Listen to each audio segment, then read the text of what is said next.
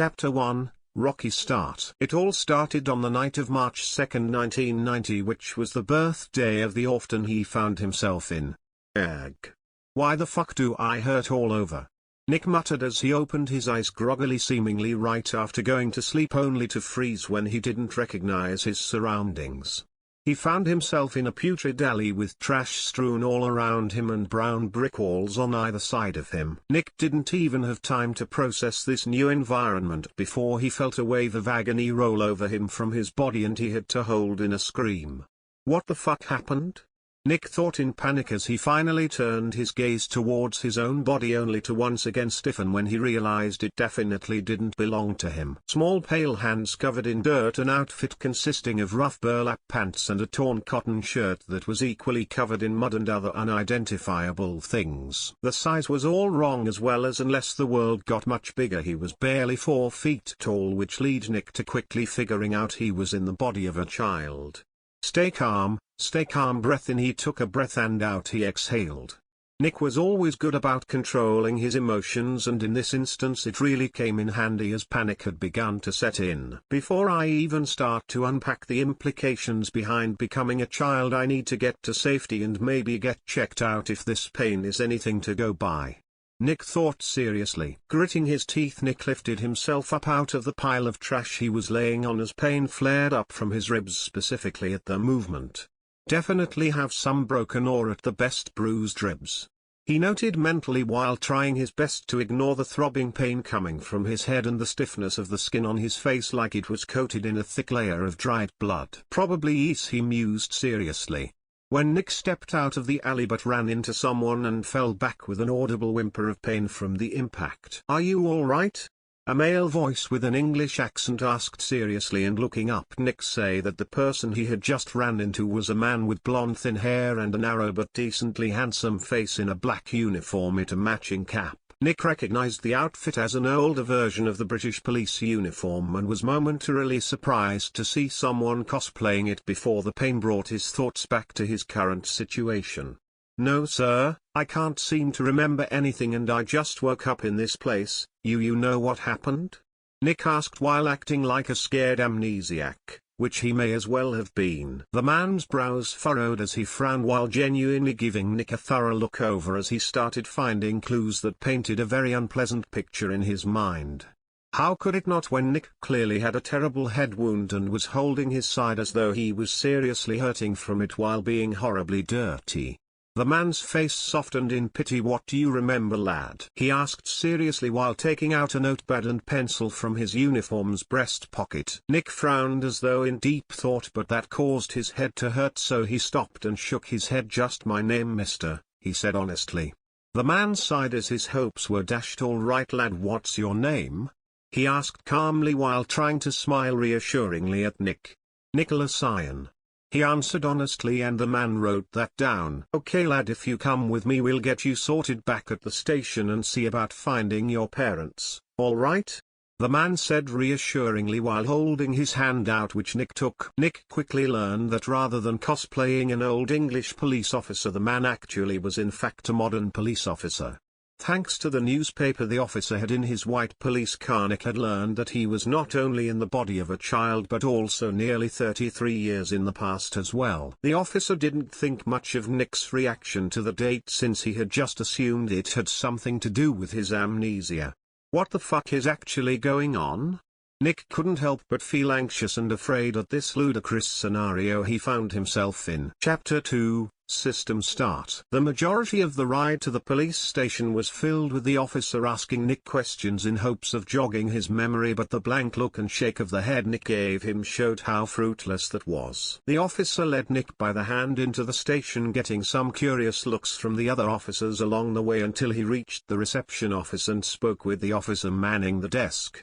He reported the situation and Nick was told to wait on a nearby bench as they figured out what to do by the officer who brought him here. About 5 minutes or so later, a woman in a blue outfit showed up to come get Nick and bring him back to the on-site medical room to get him cleaned up and looked at for his injuries.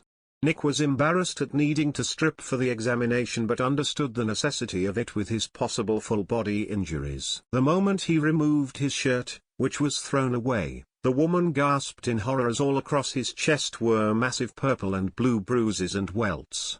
His arms weren't much better either, clearly showing how badly he had been injured. "You poor thing," the woman said with pity as she filled the sink nearby with hot water and wetted a rag to clean his face and chest.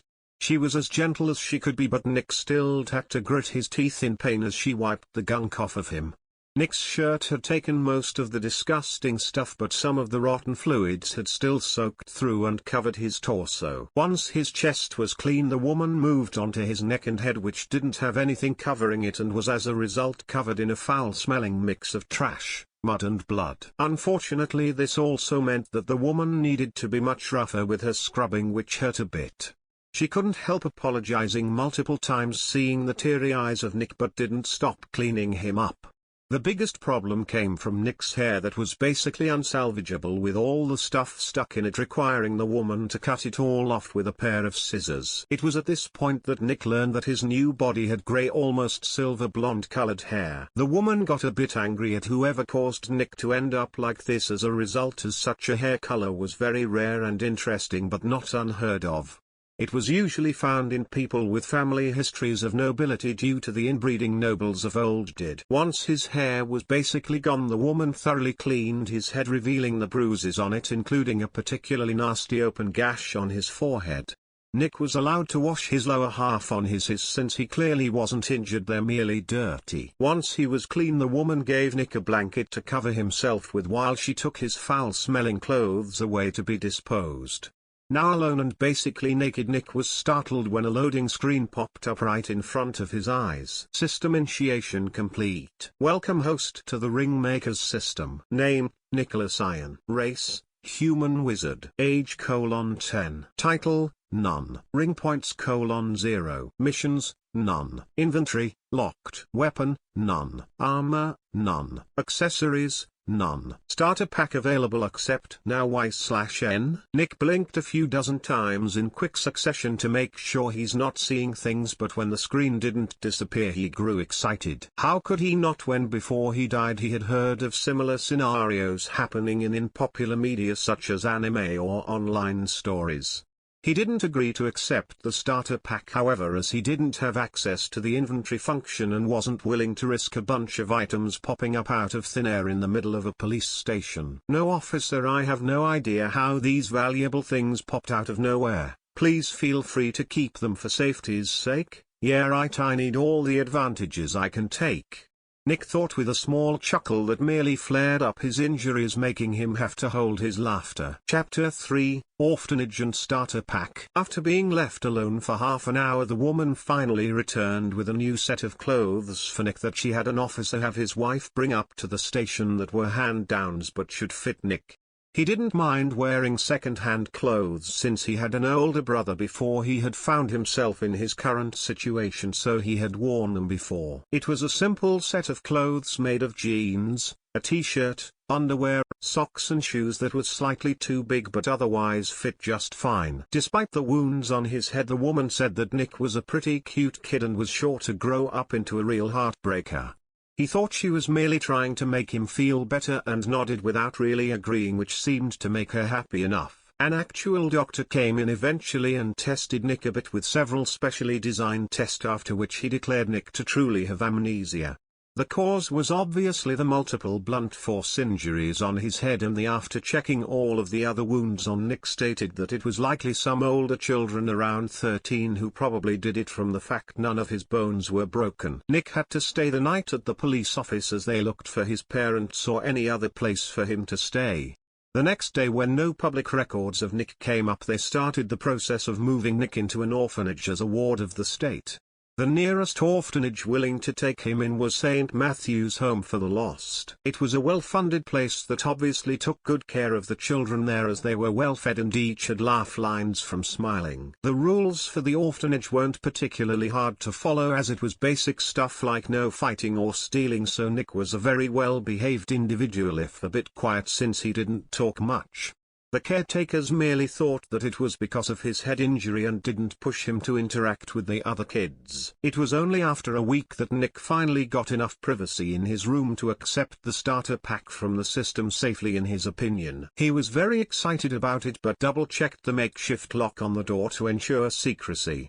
Let's see if this is worth the wait, Nick thought while mentally hitting the Y option. You received 50 galleons, 1 small ingot of goblin silver, 1 temporary access to the spectral forge, 1 crafting style roulette ticket, 1 purifying potion. On the ground in front of Nick 5 items shimmered into existence out of seemingly nowhere: a small pile of golden coins, a small silver bar 2 inches long and half an inch side and deep, a ticket that shimmered like a rainbow and released a faint mist, a red ticket with a white roulette wheel drawn on it and a cork test tube with a green liquid in it. That was underwhelming.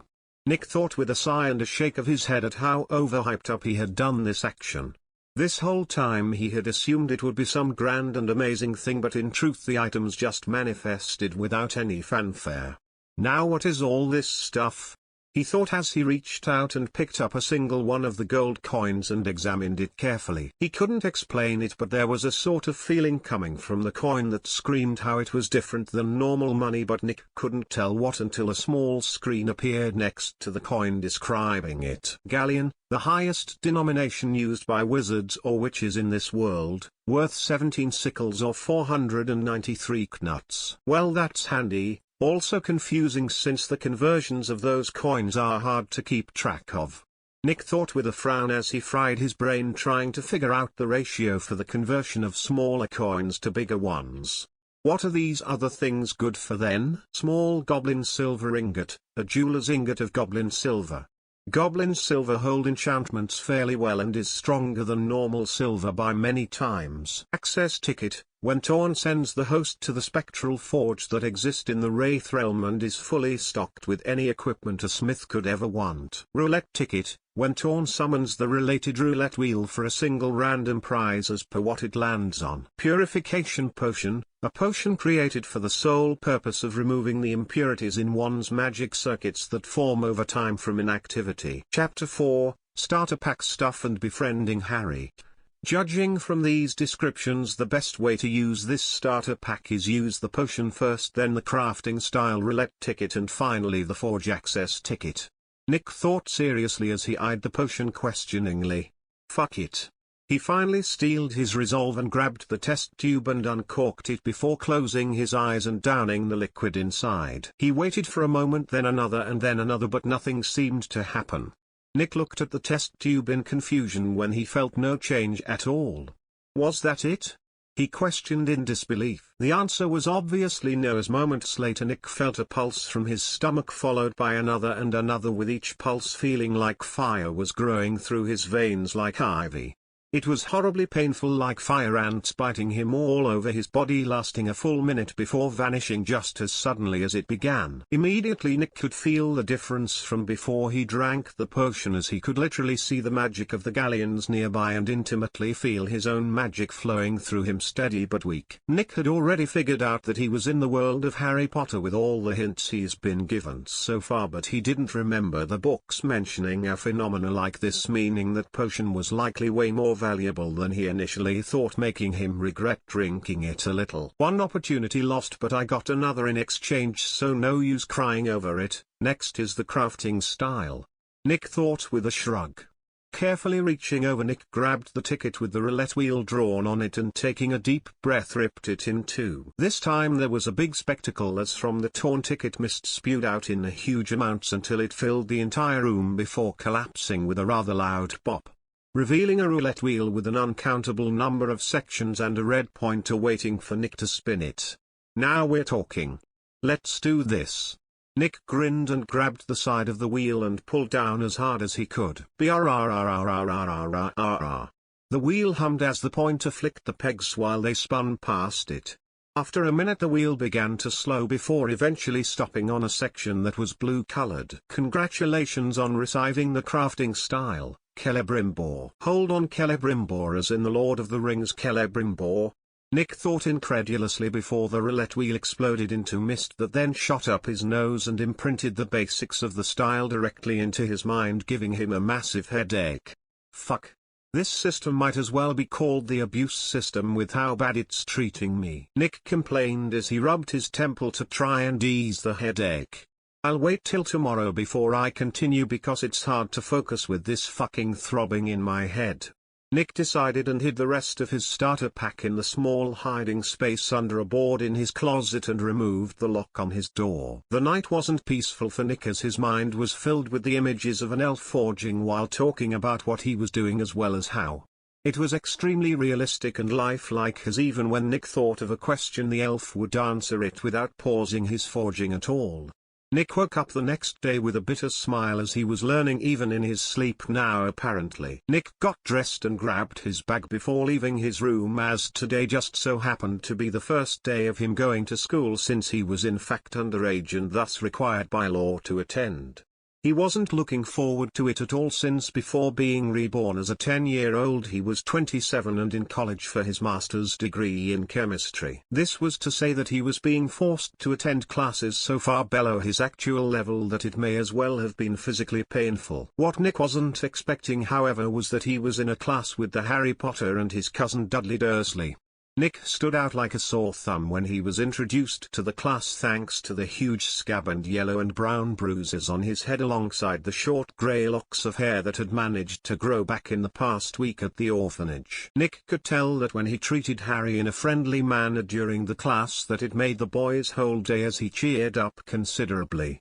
Sometimes just being accepted is enough, Nick thought to himself with a small genuine smile when he said goodbye to Harry for the day. Chapter 5. Bloodline abilities. Nick got back to the orphanage in a pretty good mood after his first day of school thanks to his interaction with Harry.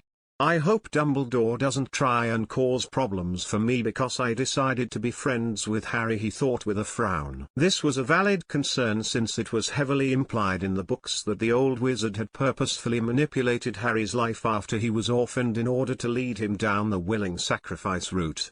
It would not surprise Nick at all to see that his presence gets treated as an eyesore. Thanks to the fact that it was also heavily implied that the man used legilimency, which was literal mind manipulation and reading, Nick knew all it would take was for the old goat to put the thoughts of distancing himself from Harry into his head to get his way. Joke's on him, I plan to fix this problem tonight with my smithing, Nick thought with a chuckle as he imagined the ugly expression the old wizard might make failing to break into his mind. Sure, Nick knew that Dumbledore was a good guy, but he wouldn't forget that the man was a literal war veteran who knew how to make evil acts for the greater good. The caretaker of the orphanage was a kindly woman with medium-length brown hair and tan skin that was about 5'6" in height and slightly on the heavier side, not fat but plump. She was waiting at the entrance of the orphanage for Nick and the other kids to arrive. Welcome back everyone, I expect you all to do your homework and show it to me before the end of the day, she said seriously while giving a few kids in particular a stern look that they sheepishly avoided. Nick chuckled at this since it seemed people still hated having to do homework in this version of Earth as well. He thought it was even more funny when he directly handed the caretaker his homework when he walked up and said, I did it already. The woman was completely taken back by this and looked suspicious, but after actually looking over the papers she could only sigh and hand the papers back since they were indeed done. One perk of being leagues ahead of his peers was that Nick could finish this stuff in 30 minutes with him writing taking up majority of that time. With the rest of the day free, Nick needed to plan out what exactly he was going to do before he did it.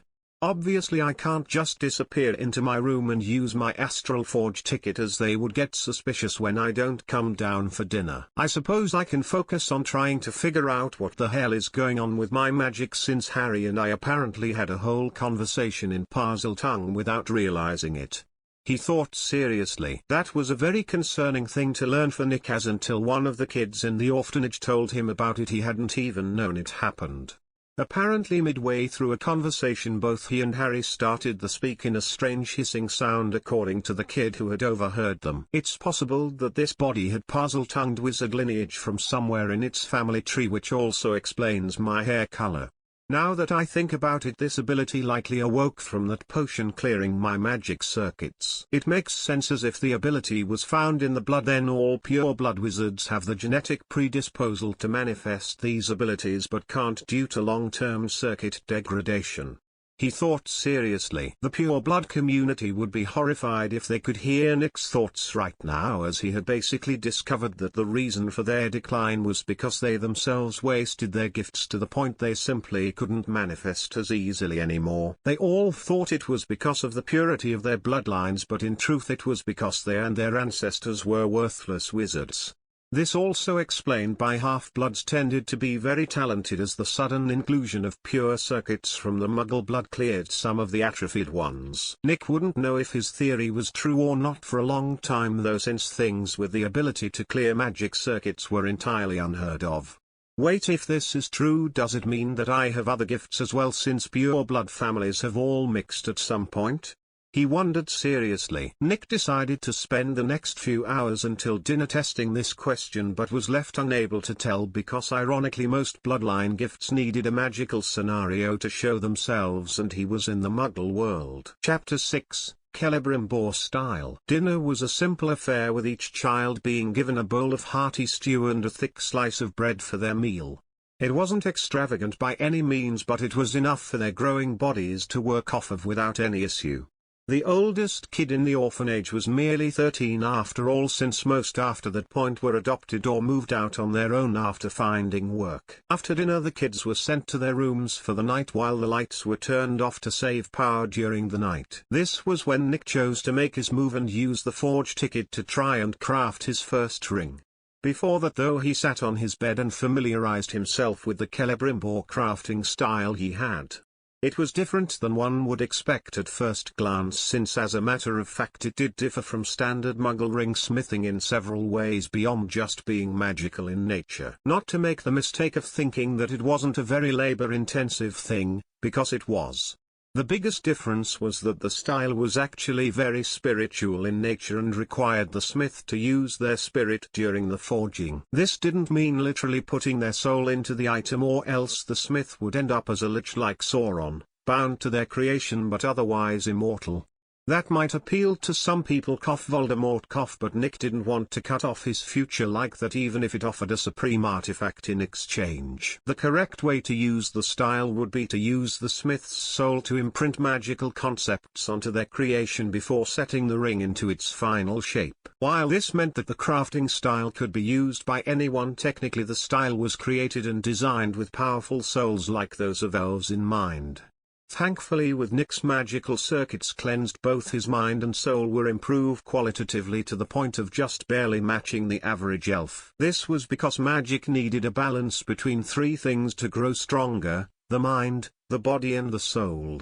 The potion dramatically improved Nick's body in a fundamental way, and as a result his mind and soul needed to grow to match it. Sure, he didn't grow an 8-pack and earth-shattering muscles, but for a wizard his body was practically filled with limitless potential.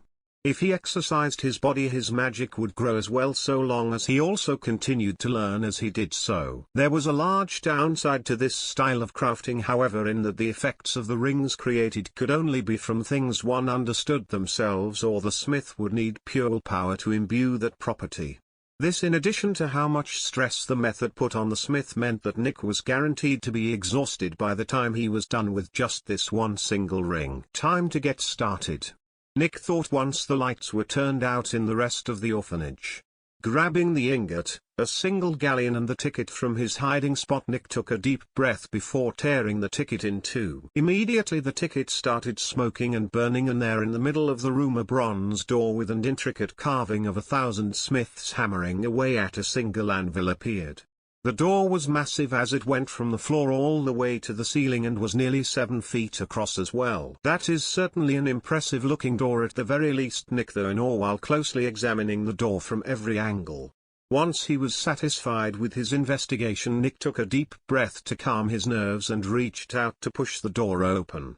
As the door opened, 3 people in the world suddenly stiffened in shock as the aura of what lay beyond it appeared. These people were Dumbledore, Voldemort and Nicholas Flamel, with each having a different immediate reaction. The first thought that the last of the Deathly Hallows had found a true master and was announcing it to the world.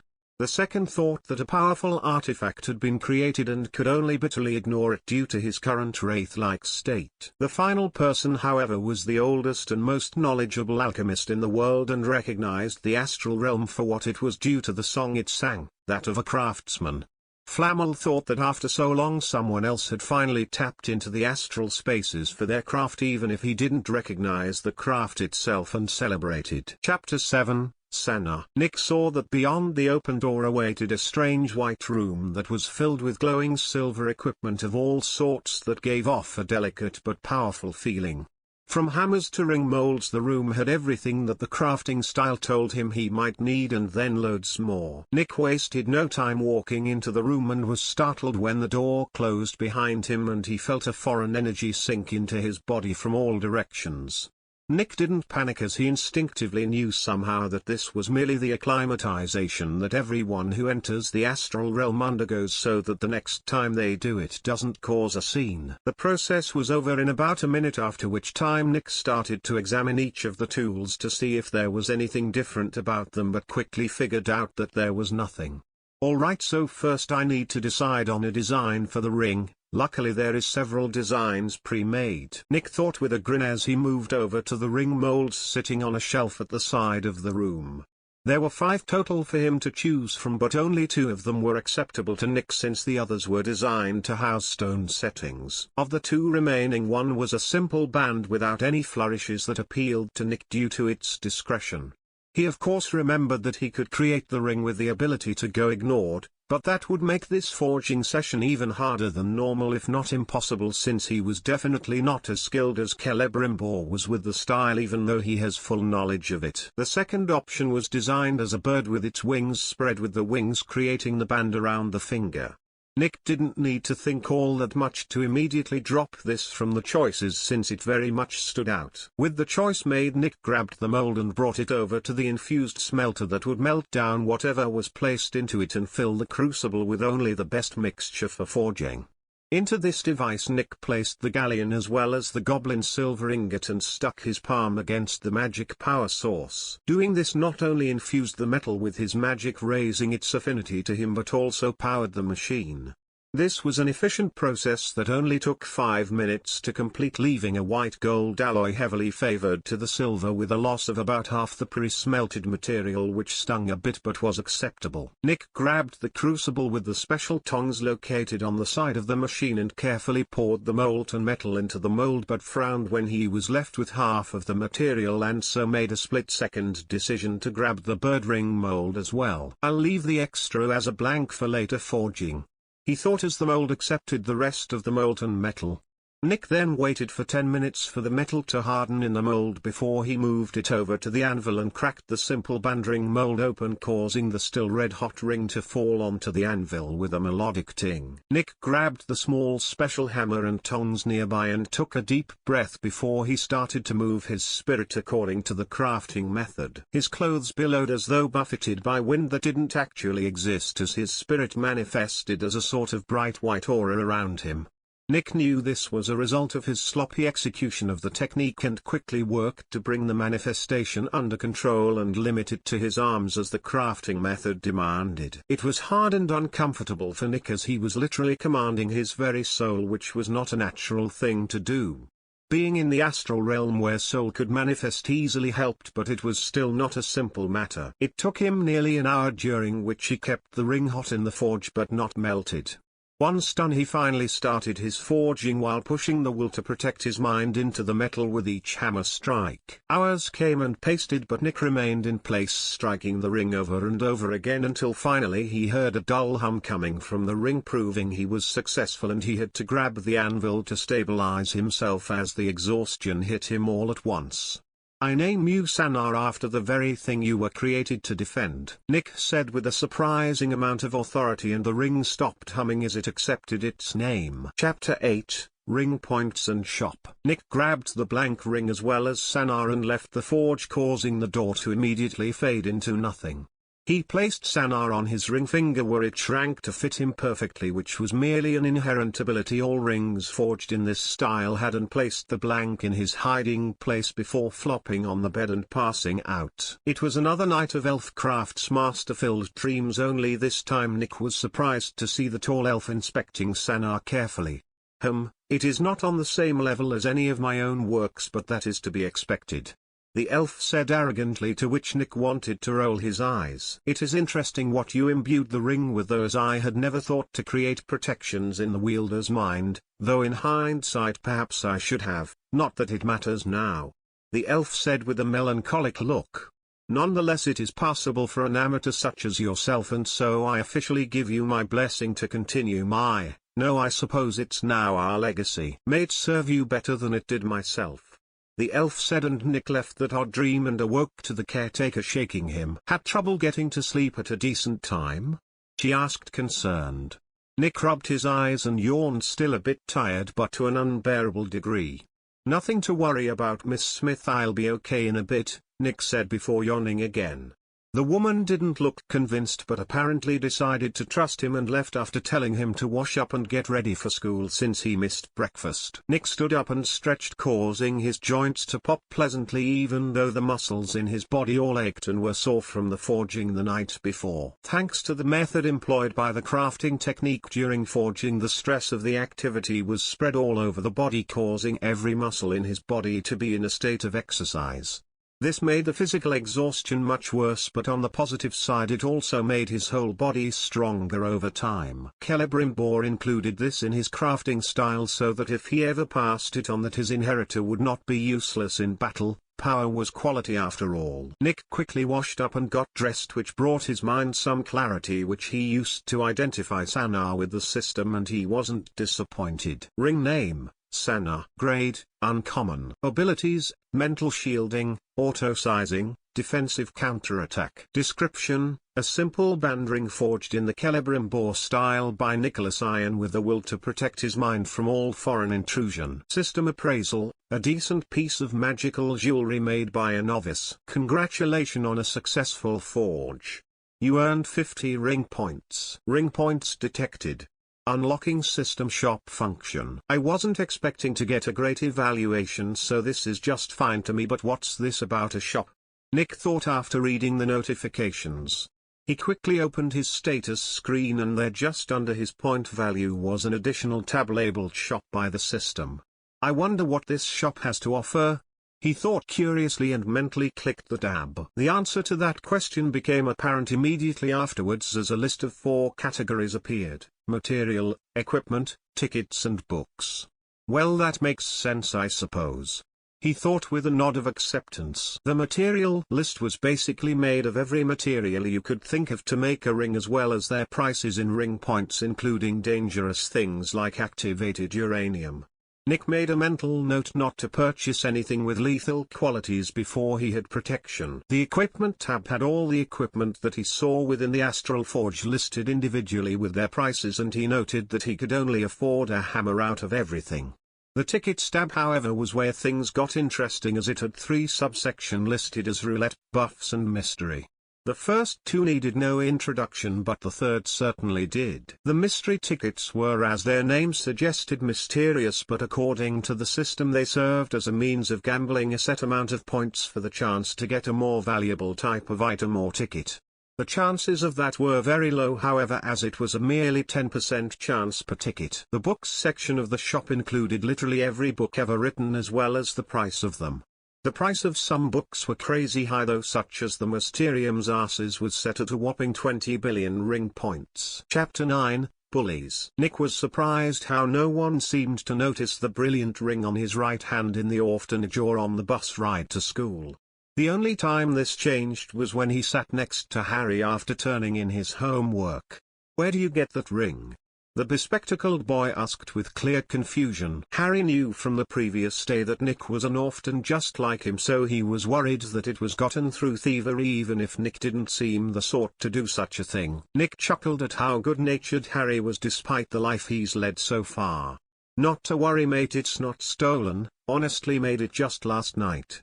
Try to keep that quiet though, as it'll cause problems for me if others found out, he said honestly. Nick had no intention of lying to Harry, since even in the books the boy was extremely perceptive to lies. Harry's eyes widened when he heard that, and he grew excited. You know how to make jewelry? He asked with a very interested expression. Nick didn't blame Harry, since thanks to his aunt spending large amount of money on jewelry as a sign of status, he knew jewelry crafters probably made loads of money. Harry might not have ever been given any real money, but he was perceptive enough to notice that those with it could live comfortably. Learning that the first person who wanted to be friends with him could make jewelry thus excited him greatly. Poor guy doesn't even have a clue how valuable what I make really is. Can't tell him either, since the old mind raper might pick it off his mind. Nick thought with a sigh. I'm no master, but I know a little about the craft. He told Harry honestly. Does this mean you can get rich? Harry asked with sparkling eyes. Nick chuckled. And who would buy jewelry from a brat like me? Nah mate, unless I get an older business partner. Getting rich is impossible at the moment. Nick shot down that idea immediately with cold hard logic.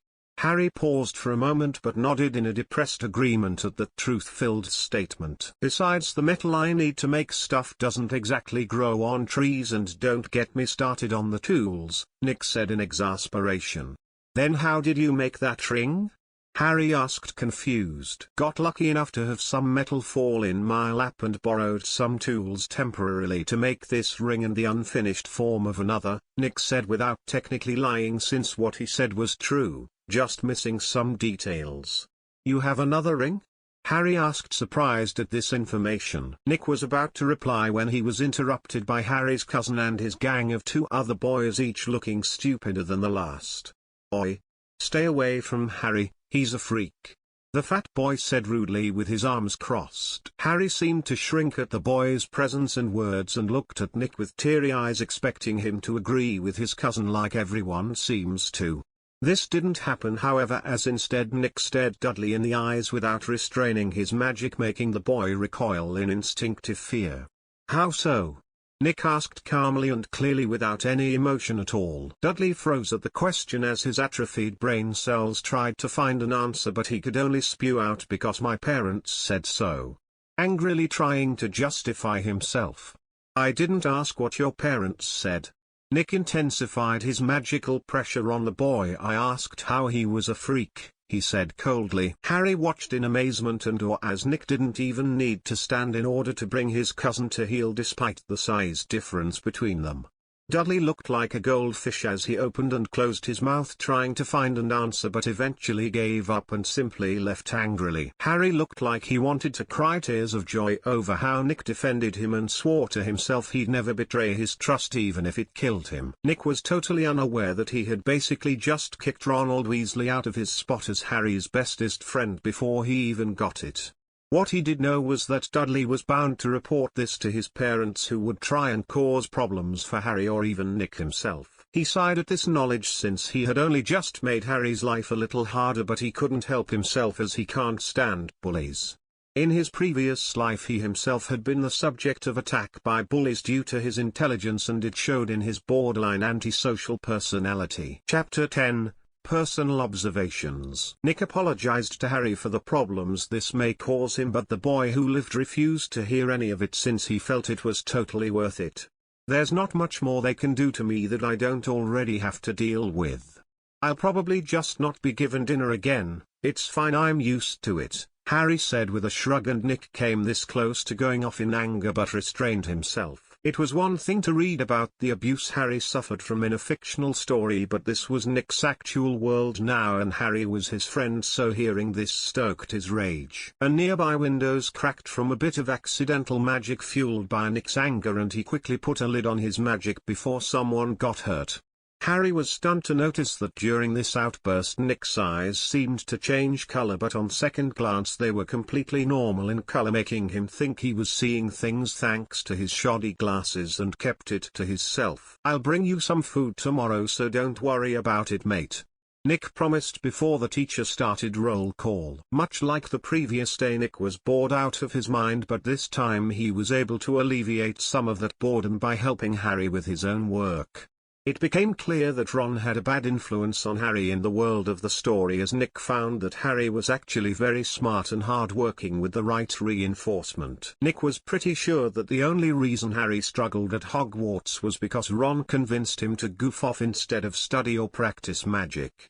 This would explain why Dumbledore suddenly seemed to try and get Harry serious in improving after Voldemort was resurrected. The old man likely figured out that at the rate Harry was growing he had no chance at all of ending Voldemort in the final duel, and was forced to fix this, probably by mind-fucking Ron into actually being helpful. Nick refused to believe that the lazy bugger suddenly decided to change his MO without outside interference. This wasn't to say that the guy didn't have some worthy traits, such as a good bit of cleverness, not smarts mind you, but tricky thinking. He was also steadfast in defending his people even when clearly outmatched, such as the multiple times he clashed with Malfoy and his gang despite being outnumbered. That said, now that Nick was here, his influence on Harry ought to be lessened considerably. Nick parted ways with Harry and went back to the orphanage for the day. As much as he wanted to purchase the hammer from the system shop and try and forge again to get more points, he wasn't stupid enough to do so. First and foremost was that he had no anvil, tongs or forge to heat the metal while he works. Second was that he was sure to make an ungodly amount of racket in the attempt. Without an isolated environment like the astral workshop, everyone in the orphanage would suddenly be in the know, which was obviously not good.